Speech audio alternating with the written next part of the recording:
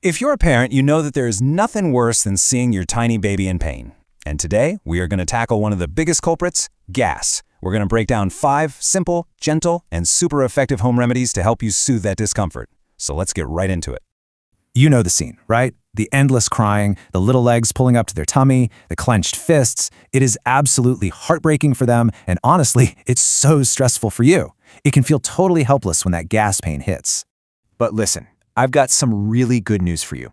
First off, you are definitely not alone in this. Gas is a super common part of being a baby. And second, there are some amazing things you can do right at home without having to reach for medicine right away. So let's start with some hands-on techniques that can bring relief fast. First up, we're going to explore how a little bit of gentle touch and some simple movements can make a huge difference. These are things you can literally start doing right now. Okay, so first we have a remedy that grandmas have sworn by for generations. Hing. You might also know it as asafoetida. It's a natural spice that's famous in a lot of cultures for helping with digestion. Basically, it helps relax those tight tummy muscles and lets the trapped gas, find its way out. Now, using it is incredibly simple and safe. All you do is take a tiny pinch of hing powder, mix it with just a few drops of warm water so it becomes a thin paste. Then, you gently massage that paste in a clockwise circle around your baby's belly button. And this is really important. Never ever put it inside the navel. The warmth and the hing work together to ease that pressure. And this whole idea of soothing touch is so powerful that it goes way beyond just one remedy. In fact, making a daily massage part of your routine can be an absolute game changer for preventing gas before it even becomes a problem. The secret here is really just consistency. If you can massage your baby twice a day, maybe before their bath and then again before bed, you're doing more than just calming them down. You're putting gentle, steady pressure on their tummy, which helps move along all the gas that can build up from their milk feedings throughout the day.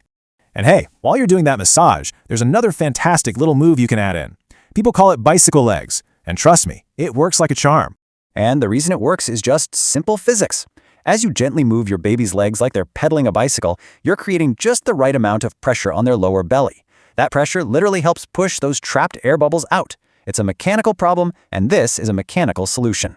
All right, let's move on to our second section. And this one is an absolute non-negotiable. We are talking about the all-important burp.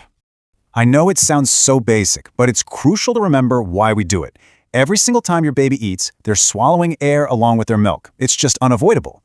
If that air doesn't get a chance to come back up, it heads down into their gut and turns into those painful little gas bubbles we're trying to prevent. Now, we all know the classic pose, right? Baby up on the shoulder, giving them gentle pats on the back. And that works great, but it's not the only way. Another really effective technique is to lay your baby tummy down across your arm or your lap. That position puts a little bit of natural, gentle pressure on their belly, which can sometimes make it even easier for that burp to pop right out. Okay, but what happens when you've tried the massages, you've bicycled those little legs, you've burped them in every position imaginable, and your little one is still struggling? Let's talk about what to do when you need a little extra help. It's the big question, isn't it? Sometimes, no matter what you do, that gas just seems to stick around.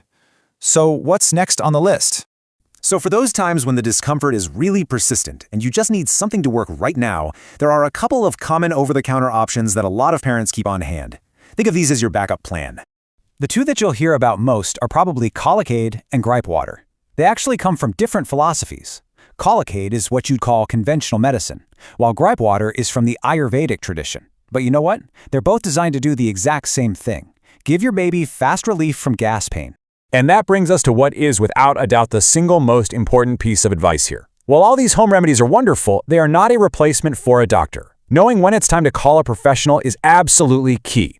So here's what to watch for. If the gas seems really excessive and it's happening all the time, if the home remedies just aren't cutting it, or if you just have that gut feeling that maybe something more is going on, like a weak digestive system, just call your pediatrician. It's always the right move to get them checked out and make sure there isn't an internal issue. So there you have it. From a simple hing paste to the power of a good massage and a burp, you now have a whole toolkit of gentle, effective ways to help your baby feel better. So the only real question left is, which one are you gonna try first tonight?